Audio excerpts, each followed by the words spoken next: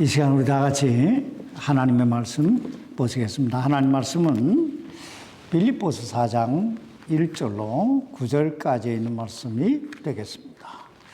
오늘 하나님 말씀은 빌립보서 4장 1절로 9절까지 말씀이 되겠는데요. 오늘은 6절로 7절까지만 우리가 함께 봉독하십시다. 빌립보서 4장 6절부터 7절입니다. 시작. 아무것도 염려하지 말고 오직 모든 일에서 기도와 간구로 너희가 요청할 것들을 감사와 더불어 하나님께 알리라.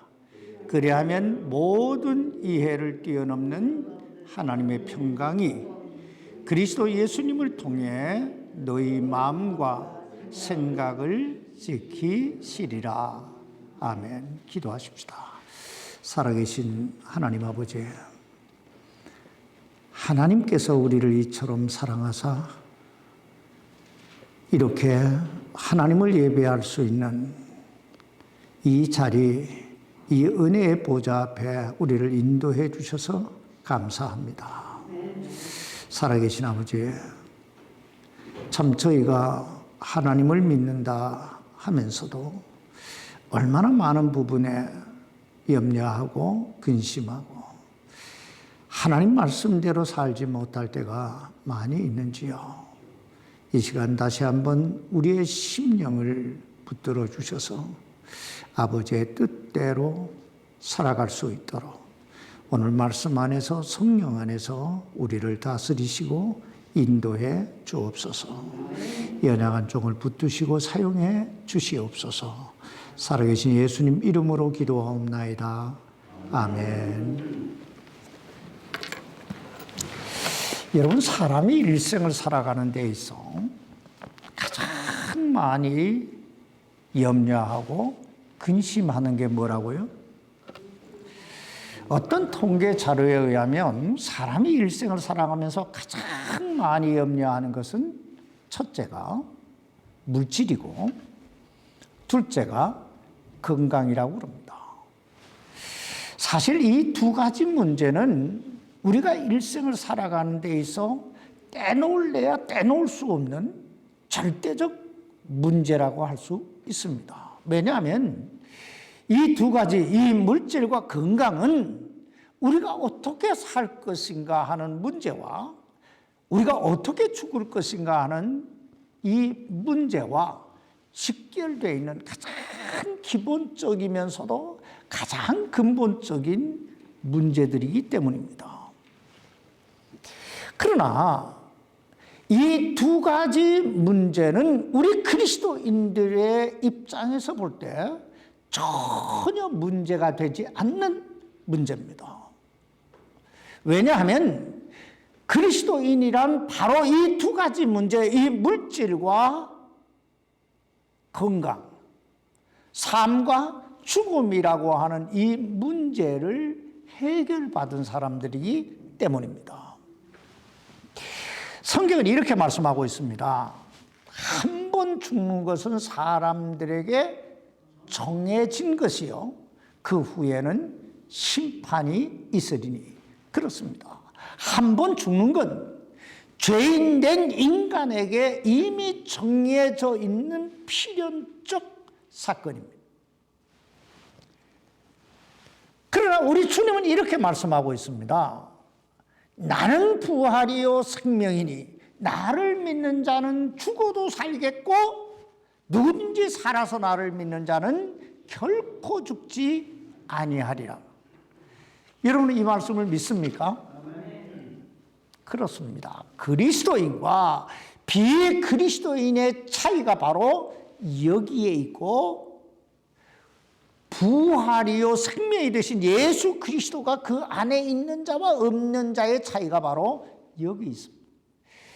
예수 그리스도를 믿지 않는 자들에게는 죽음 후에 심판을 받지만 그 안에 부활이요 생명이신 예수 그리스도가 있는 자, 그 믿는 자는 죽어도 살겠고,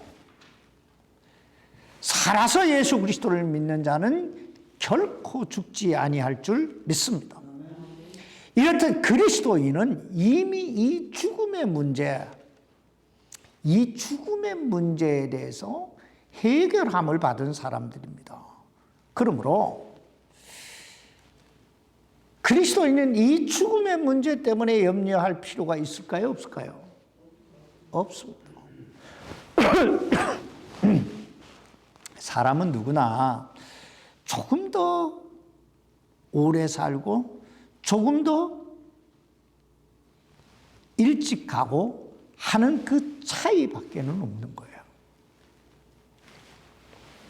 또 주님은 이렇게 말씀합니다. 공중에 날짐승들을 보라. 새를 보라. 그것들은 씨 뿌리지도 아니하며 거두지도 아니하며 곳간에 모아 들이지도 아니하되 너희 하늘 아버지께서 그들을 먹이시나니 너희는 그것들보다 훨씬 낫지 아니하냐. 이 말씀은 무엇을 먹을까, 무엇을 입을까, 무엇을 마실까 하는 이 물질의 문제 때문에 고민하고 염려하는 그런 사람들에게 주님이 주신 말씀이에요. 우리가 여기서 주목해 봐야 할 건 첫째가 보라는 거예요. 공중 나는 새를 봐라.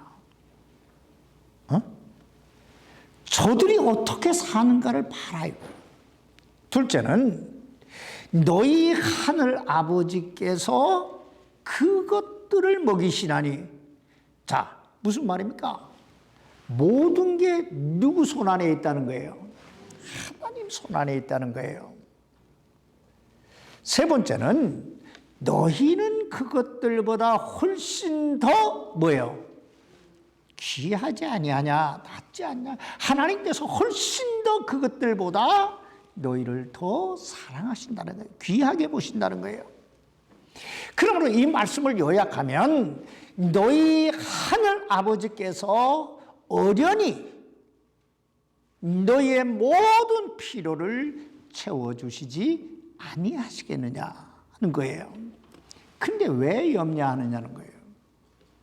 이렇듯 그리스도인은 이 물질의 문제, 즉 삶의 문제와 죽음의 문제, 건강의 문제에 대해서 해결함을 받은 사람들이에요. 자유함을 누릴 수 있어야 된다는 거예요.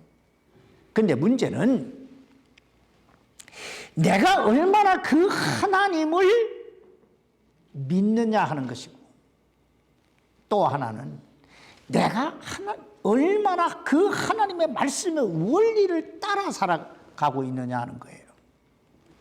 오늘 본문은 이렇게 시작됩니다. 빌립보서 4장 1절 말씀 보세요. 그러므로. 이 그러므로라고 하는 말씀은 접속사지요. 그러니까 지금 이 앞에 무언가가 있다는 얘기예요. 사도 바울은 지난주에 빌립보서 3장 하반절에서 우리 그리스도인들의 시민권이 어디 있다고요? 하늘에 있다. 하늘에 있다. 그러면서 우리 주님은 모든 것을 자기에게 복종시키실 때 사용하셨던 그 엄청난 무소불위의 능력으로 우리의 천한 몸을 변화시켜 자신의 영광스러운 몸과 같이 만들어 주신다. 이렇게 말씀하셨어요. 그러니까 이 사실을 믿음으로, 이 사실을 믿는 자들 안에 뭐가 있어요? 소망이 있잖아요. 이 소망을 품고 사는 자들아 이 말이에요. 이런 소망, 이런 믿음을 가지고 있는 사람들아 이 말이에요. 그러면서 다시 한번 이렇게 권면합니다. 그러므로 극진히 사랑하고 사모하는 나의 형제들 곧 나의 기쁨이요 왕관이 나의 지극히 사랑하는 자들아, 이와 같이 주 안에서 굳게 서라. 어디에서 굳게 서라고요? 주 안에서 굳게 서라. 한마디로 믿음이 흔들리지 말라는 거예요. 응? 이 믿음을 꽉 굳게 잡고 살라는 거예요. 왜냐하면 그리스도만이 우리 인생의 모든 것이 되시기 때문입니다. 그러면서 2절에 보면 빌립보 교회의 자매였던 이 유오디아와 순두교에게, 이 순두계 아니 순두 이렇게 발음이 순두계에게 이렇게 권면하고 있습니다. 내가 유오디아에게 간청하며 순두계에게 간청하노니 이것은 그들이 주 안에서 같은 생각을 품게 하려 함이라. 첫 번째 권면은 주 안에서 굳게 서라는 거예요. 둘째는 같은 생각, 주 안에서 같은 생각을 품으라. 다시 말하면 주님 마음을 품으라 이거예요. 여러분, 우리가 인생을 살면서 모든 갈등, 인간관계의 갈등이든 인생에서 일어나는 물질과의 갈등이든 모든 갈등의 원인이 어디서부터 출발할까요? 모든 갈등의 원인은 자기 생각에서부터 출발합니다. 내 생각에는, 내 마음에는 이거예요. 그러므로 주님의 생각, 주님의 마음을 품으라는 거예요. 왜냐하면 우리가 주님의 마음, 주님의 생각을 품을 때만이 나를 뛰어넘어서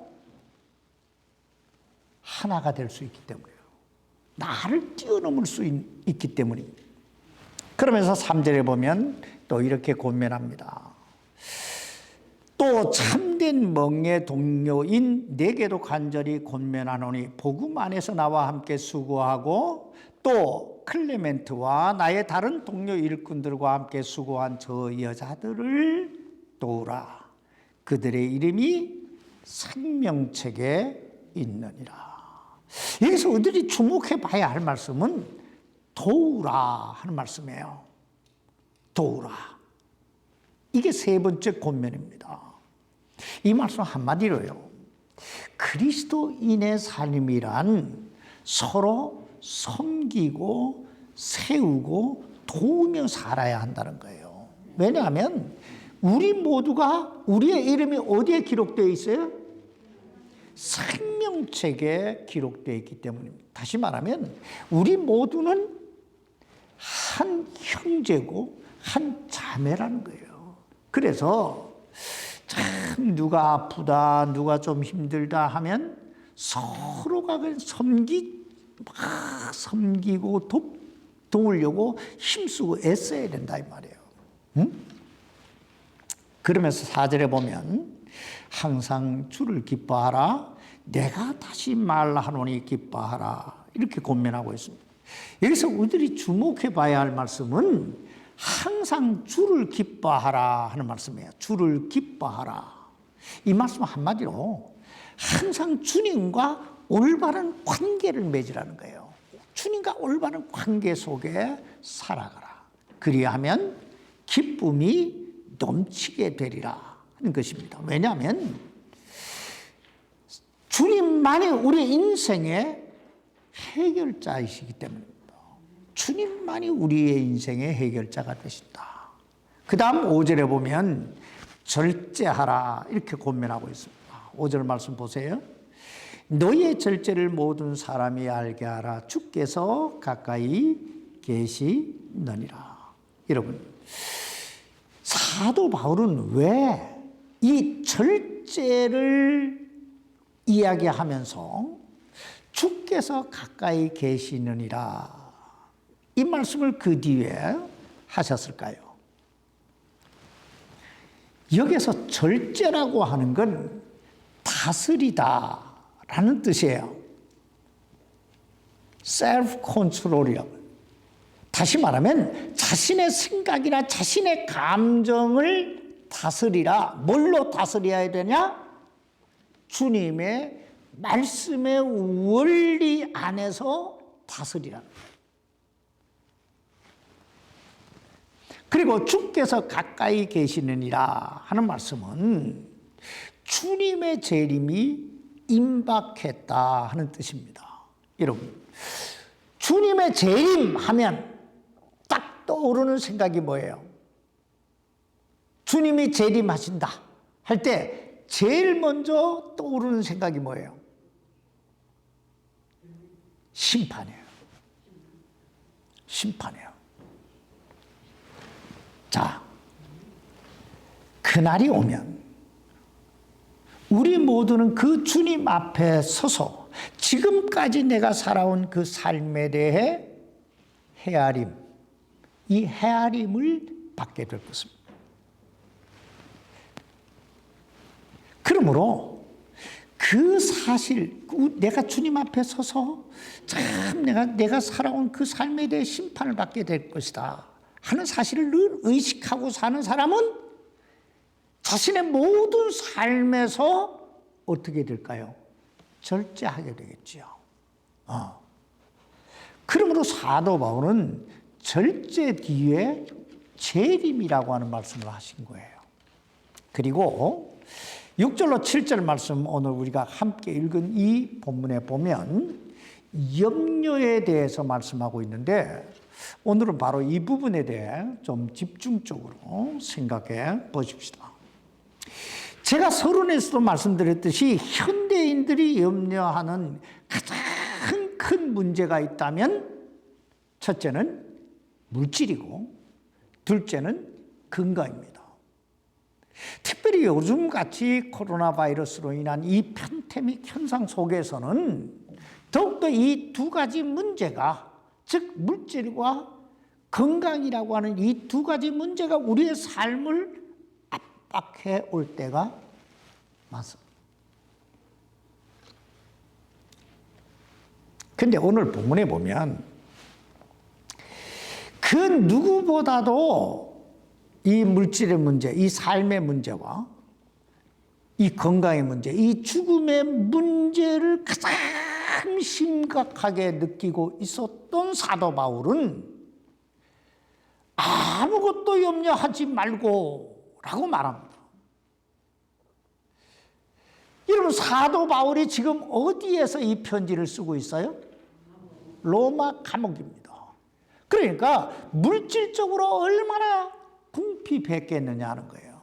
그가 마지막 서신을 쓴 디모데후서 4장에 보면 디모데에게 이런 부탁을 합니다. 너가 올 때에 내 외투를 가져와라. 얼마나 추웠으면 좀 옷 좀 갖고 와라 이렇게 했겠어요. 그러니까 물질적인 엄청난 궁핍을 겪고 있었다는 얘기예요.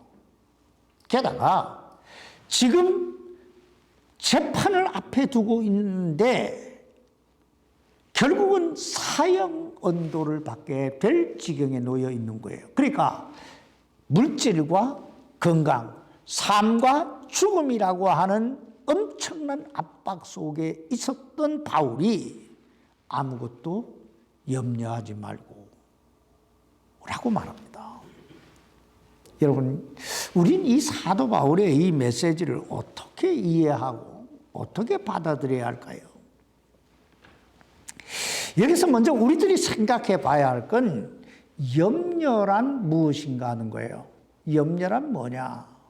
이 염려라고 하는 말은 마음을 쪼개다라는 뜻이에요. 마음을 쪼개다. 다시 말하면 우리가 염려하게 되면 우리 마음의 생각이 집중력을 잃어버리게 된다는 거예요. 혼돈이 일어난다. 우왕좌왕하게 된다는 거예요. 그래서 될 일도 안 된다는 거예요. 생각해 보세요. 집중력을 잃어버린 사람이 판단력이 흐려졌는데 어떻게 성공적인 인생, 행복한 인생을 살아갈 수 있겠어요? 두 번째, 이 염려라고 하는 말은 숨통을 쪼이다 하는 뜻이에요. 숨통을 쪼이다.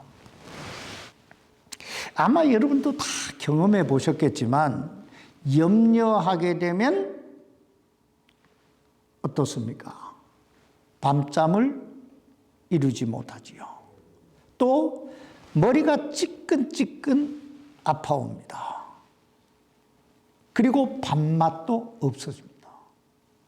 이걸 좀 고상한 의학적 용어로 말하면 두통, 불면증, 스트레스로 인한 우울증, 뭐 이런 것들이 쫙 엄습해 온다는 거예요. 그러니 자연히 뭘 잃게 될까요? 건강을 잃게 되겠지요. 그래서 염려는 숨통을 쪼여온다, 이렇게 말하는 거예요. 그런데 진짜 문제는 이 염려란 내가 지금부터 염려하지 말아야지, 염려하지 말고 살아야지, 이렇게 다짐한다고 해서 그 염려가 사라지는 게 아니라는 거예요. 왜냐하면 이 염려라고 하는 건 내 마음의 문제, 즉 인사이드 잡이에요. 그래서 내 의지로, 내 생각으로, 내 능력으로 이 염려라고 하는 문제를 해결할 수 없다는 거예요.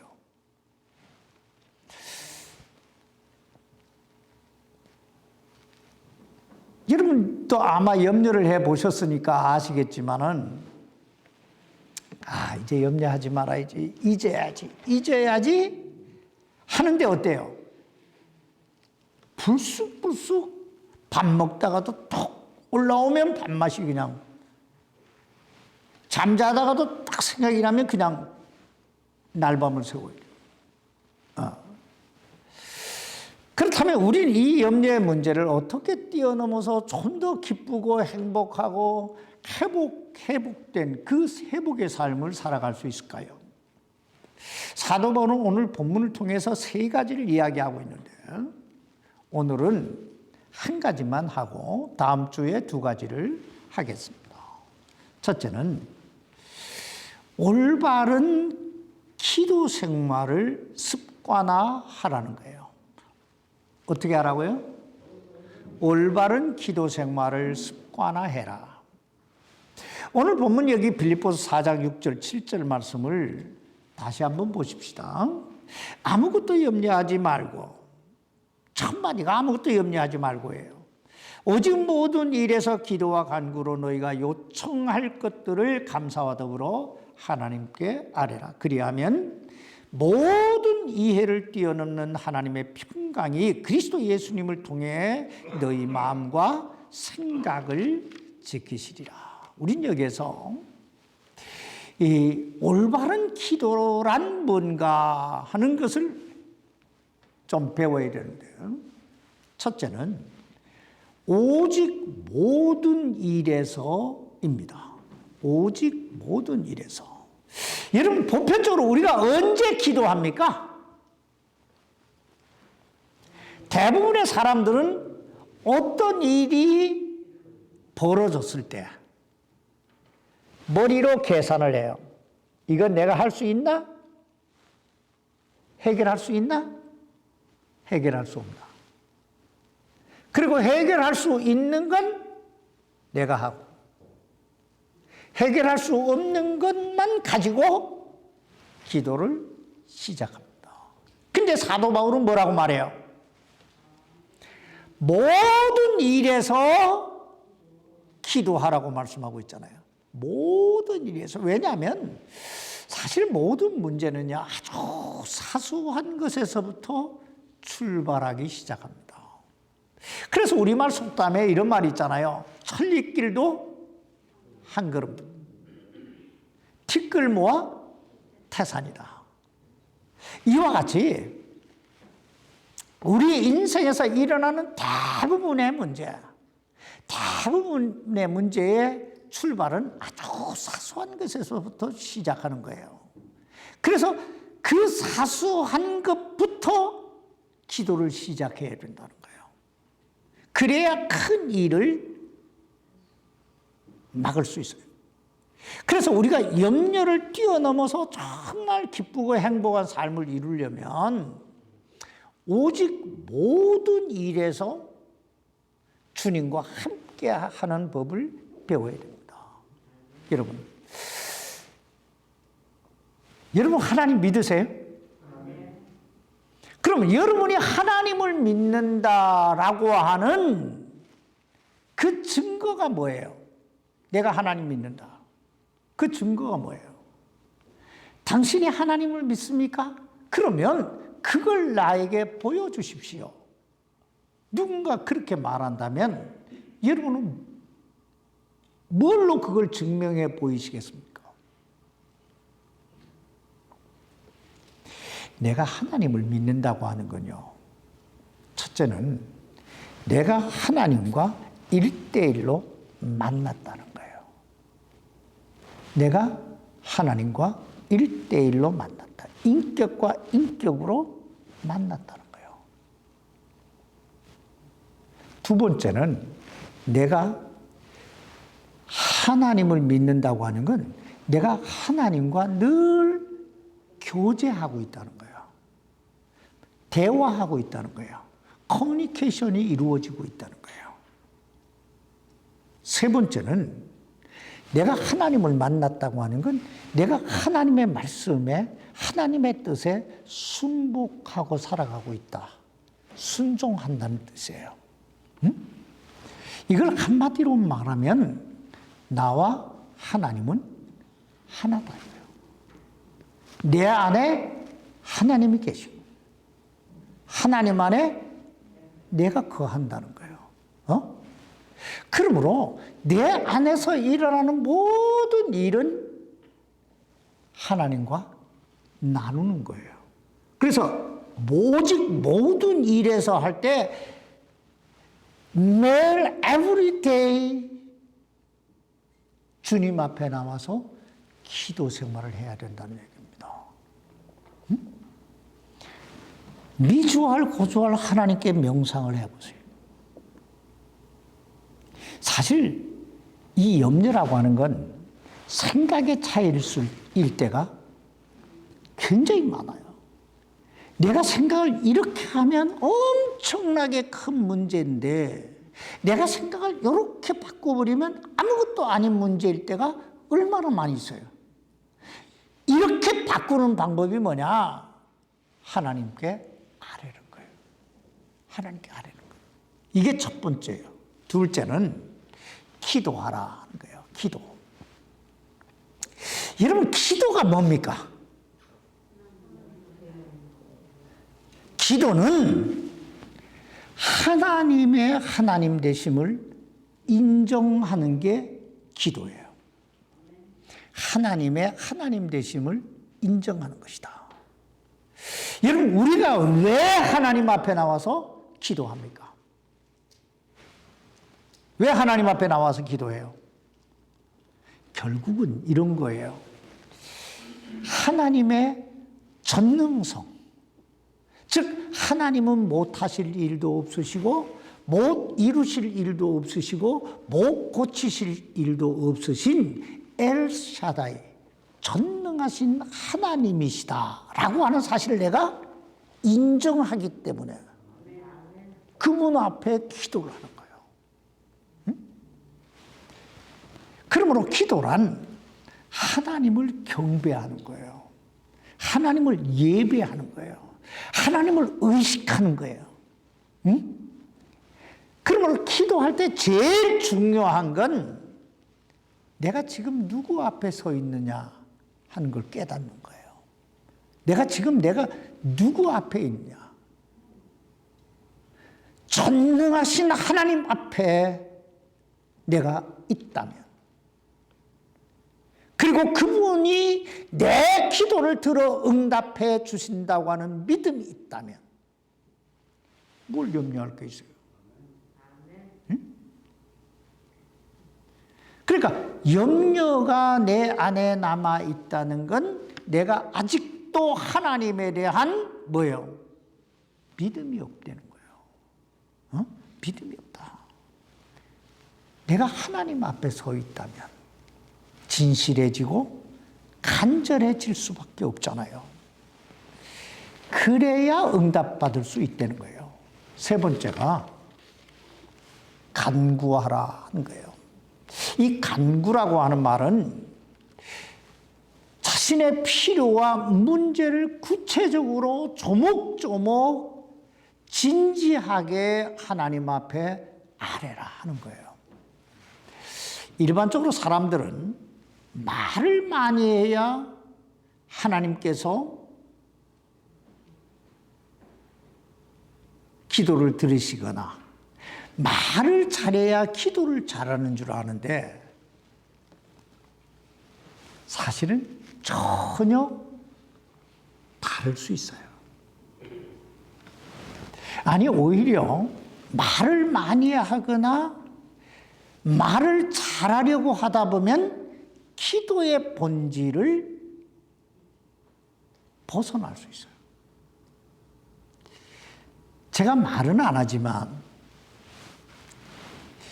이 특별히 대표 기도하러 나온 분들은 기도를 간단, 명료하게, 짧게 핵심을 이야기해야 돼요. 예를 들어서 헌금 기도하는데 저 천포 돌아서 제주도 돌아서 이렇게 쫙 오면 한 5분, 7분 이렇게 기도하면 지금 내가 이게 헷갈려. 이런 기도는 집에서 혼자 하는 거예요. 대중적으로 대표적인 기도를 할 때는 헌금을 위한 기도는 간단하게 해야 돼요. 예배를 위한 기도도 마찬가지예요. 집에서 미리미리 묵상하고 내가 오늘 어떻게 기도해야 되겠다. 기도하고 준비해야 된다는 거예요. 기도는. 자, 예를 들어 주님께서 겟셋마네 동산에서 하셨던 기도를 한번 떠올려 보세요. 주님이 뭐라고 기도하십니까? 주님이 땀이 피가 되도록 기도하셨는데 기도를 딱 요약해 놓으면 이거예요. 오, 내 아버지요. 할 수 있거든. 이 잔을 내게서 옮기시옵소서. 그러나 내 원대로 하지 마옵시고 아버지 뜻대로 하옵소서. 여러분, 이 기도가 길어요? 이 기도가 이 안에 미사어구가 있어요? 자, 바리새인이 기도하러 올라가서 막 기도를 해. 나는 일주일에 며칠 금식하고 11조를 드리고 저 옆에 서 있는 저 세리와는 저 죄인과는 난 다르고 하면서 쫙 장황하게 기도를 해요. 근데 그 옆에 있던 세리는 뭐라고 기도해요? 하나님, 나는 죄인입니다. 이 한마디밖에 안 해요. 누가 응답받아요? 자, 우리는 알아야 돼요. 기도는 진실해야 돼요. 간절해야 되고.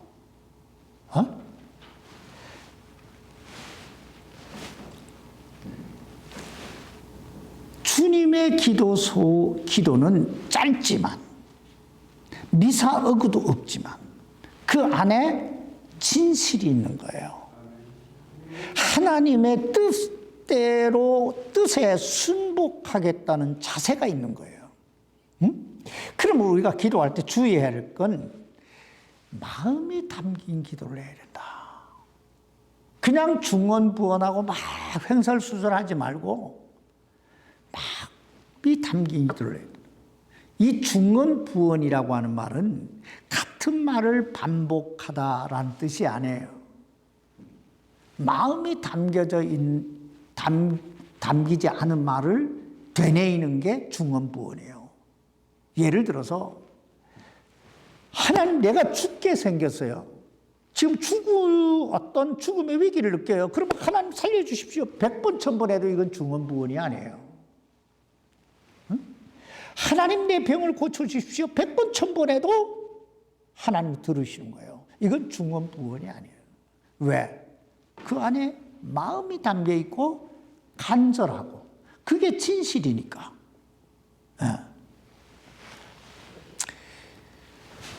네 번째, 감사와 더불어 하나님께 아뢰라 하는 거예요. 감사와 더불어.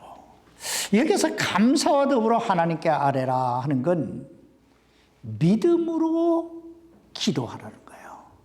더 나아가서 하나님의 영광에 초점을 맞춰라 이런 뜻이에요. 우리가 일반적으로 하나님께 언제 감사하게 됩니까? 언제 감사하게 돼요? 기도가 응답 받았을 때 감사하잖아요. 근데 사도 바울은 언제 감사하라고 말씀하고 있습니까? 감사와 더불어 이러잖아요. 그러니까 기도할 때 감사와 더불어 기도하라는 거예요. 여기 6절 하반절 말씀 보세요. 너희가 요청할 것들을 감사와 더불어 하나님께 알리라. 언제 감사하라고요? 기도드릴 때. 감사와 더불어 하나님께 아뢰라는 거예요. 이 말씀의 뜻은 내가 기도하면 하나님께서 응답해 주신다고 하는 믿음을 가지고 기도하라는 거예요. 믿음을 가지고 기도해라. 여러분, 우리 하나님이 가장 기뻐하시는 제사가 있다면 그게 뭔지 아세요? 그건 감사예요. 감사예요. 그래서 시편 50편 23절에 보면 감사로 제사를 드리는 자가 하나님을 영화롭게 하나니 그 하나님을 영화롭게 하는 자에게 하나님께서 구원을 보이시리라 이렇게 말씀합니다. 그러니까 우리가 항상 우리의 초점이 삶의 그 초점이 하나님께 맞춰져 있어야 된다는 거예요. 그러므로 염려를 뛰어넘어서 정말 기쁨과 행복이 넘치는 회복의 삶을 이루기 원하면 모든 일에서 기도와 간구로 자신의 필요를 감사와 더불어 하나님께 아뢰시기를 바랍니다. 그리하면 어떤 일이 일어나냐? 7절 말씀 보세요. 그리하면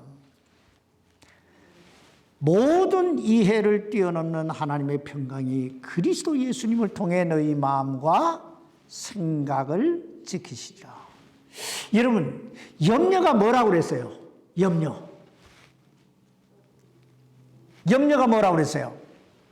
염려는 우리 마음을 쪼개고 우리의 숨통을 쪼여오는 게 염려라 했어요.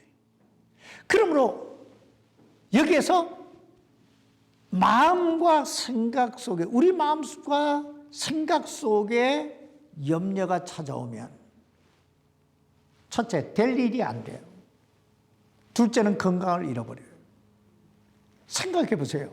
마음이 쪼개져서 갈팡질팡하는 사람이 뭘 할 수 있어요? 또 숨통이 날마다 쪼여오는데 어떻게 건강하게 살 수 있겠어요? 그러므로 무슨 일을 만나든 어떤 형편, 어떤 경우에 처하든 모든 일에서 기도와 간구로 우리의 필요한 것들을 감사와 더불어 하나님께 아뢰면, 그러면 어떤 일이 일어납니까? 그리하면 모든 이해를 뛰어넘는 하나님의 평강이에요. 자, 여러분, 여기에 모든 이해를 뛰어넘는다 하는 뜻이 뭘까요? 모든 이해를 뛰어넘는다. 모든 이해를 뛰어넘는 하나님의 평강 할 때 이 이해를 뛰어넘는다 하는 뜻은 이거예요. 상상을 초월해서 내가 나는 이런 응답을 받을 거야 이렇게 상상하고 내가 이렇게 기대했던 그 기대 이상의 놀라운 일들이 일어나게 되는데 그게 뭐냐?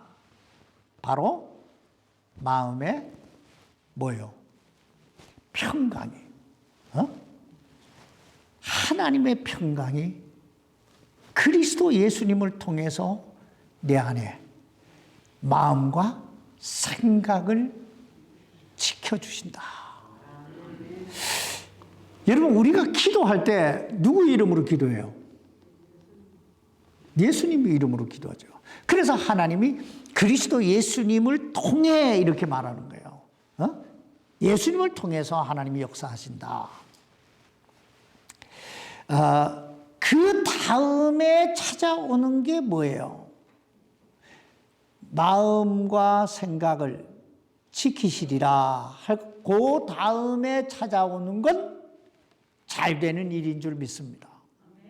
생각해 보세요. 마음이 편안하면 안 보이던 것도 보이게 되고, 마음이 편안하면 밥맛도 좋아지고 건강해지잖아요. 건강하면 못할 일이 뭐가 있겠어요? 그러니까 형통할 수밖에 없는 거예요. 여기서 마지막으로 다니엘에 대해 잠깐 생각해 보고 마치십시다. 옛날에 다니엘이 어느 나라 사람이에요?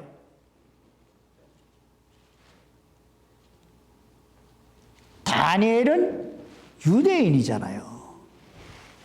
유대인인데 바벨론의 침공을 받아서 다니엘이 포로로 잡혀간 거예요. 그러니까 바벨론 입장에서 보면, 바벨론 사람들의 입장에서 보면 다니엘은 이방인이에요. 외국인이에요. 그런데 그 다니엘이 바벨론의 총리가 됐습니다. 에집트에 간 요셉이 총리가 됐던 것처럼 다니엘도 총리가 됐단 말이에요. 그러니 참 얼마나 정치적으로 그 다니엘을 그 자리에서 끌어내리고 싶어하는 사람들이 많았겠어요. 그래서 그 정적들이 눈이 시퍼래갖고 다니엘의 약점을 찾는 거예요. 근데 다니엘이 어떤 사람이에요? 하나님을 경외하는 사람이에요. 약점이 있을 수가 없는 거예요. 그런데 한 가지, 다니엘이 습관처럼 매일매일 뭔가를 하고 있다는 것을 저들이 발견합니다. 그게 뭐예요? 예루살렘을 향해 창문을 열고 기도한다는 사실을 발견한 거예요. 그래서 저들이 짜낸 꾀가 뭐냐? 그게 바로 바벨론 왕이 아닌 다른 신에게 절하는 자, 기도하는 자, 사자굴에 집어넣자 하는 공문을 딱 만들어갖고 왕의 의인을 빵 찍었어요. 한번 찍히면 왕도 어쩔 수가 없어요. 자, 이 소식을 다니엘이 들었어요. 손집사님, 교회에 오면 뭔가 불이익을 주겠다라고 하는 소식을 들었다면 그 마음에 뭐가 생길까요? 예? 그냥 자매님 얘기해요. 집사님 얘기 안 해요. 몰라. 부담만 오겠어요? 염려가 오죠.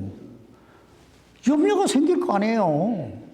그러니까 다니엘은 그 염려가 분명히 우리 같으면 염려했을 거예요. 막 교회 가면 너 바이러스 걸린 사람 많아. 이러면 염려가 돼서 교회 멈칫멈칫하게 되고 갈까 말까 하게 되고 이렇게 될 거 아니에요. 그런데 다니엘은 전혀 개의치 않고 그냥 기도하는 거예요. 기도하는데 그 기도의 원리가 오늘 배운 4가지 원리와 똑같아요. 전에 하던 대로 이거예요. 그러니까 모든 일에서 이거예요. 2번째는 감사함으로 이거예요. 3번째는 기도하고예요. 그리고 4번째는 간구하고예요. 그래서 다니엘이 그렇게 기도하는 것을 보고 정적들은 그를 잡아다가 왕의 의인이 찍힌 공문서 딱 보여주고 바로 사자굴에 집어 던진 거예요. 자, 어떻게 됐을까요? 다니엘은 사자굴에 던짐을 당했는데도 불구하고 그냥 편안하게 안전하게 잠이 들었어요. 그런데 정작 다니엘을 사자굴에 집어넣은 다리오 왕은 먹지도 못하고 자지도 못하고 매일매일 풍악을 울리던 풍악도 그치고 노심초사하다가 새벽에 쫓아가서 다니엘에게 사자굴에 가서 다니엘아, 다니엘아 살아있냐? 그러니까 다니엘이 하나님께서 천사를 보내서 저 사자의 입을 다 막으셔서 나를 지켜주셨나이다. 자, 그리고 정적들은, 다니엘은 사자굴에서 들림을 받고, 정적들, 그러니까 다니엘을 모함해서 집어넣었던 그 사람들은 사자굴에 다시 들어가게 되는데 뼈도 안 남는, 다 사자들이 먹었다는 거예요. 그리고 다니엘은 바벨론 왕국에서 두 번째 가는 엄청난 지위를 얻었다. 자, 여기에서 마지막입니다. 우린 뭘 해야 된다는 걸 깨닫게 됩니까? 우린 뭘 해야 된다는 걸 깨닫게 돼요. 아, 기도해야 되는구나.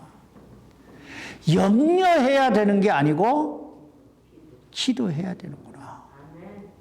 그러면 하나님께서 어떤 경우에라도 지켜주시는구나. 기도하십시다.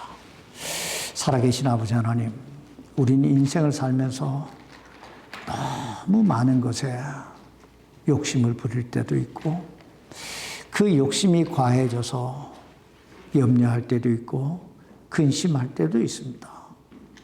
우리는 왜 하나님께서 내게 허락하신 것이 가장 좋은 것이고 지금 허락된 이것이 놀라운 축복이라는 사실을 깨닫지 못하고 사는지요?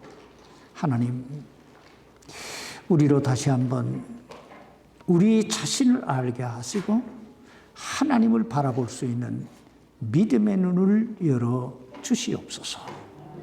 그래서 늘 감사하면서 주님과 동행하는 삶을 살게 해 주시옵소서. 우리 하나님께서 우리와 함께 하시는 줄 믿습니다. 예수님 이름으로 기도하옵나이다. 아멘.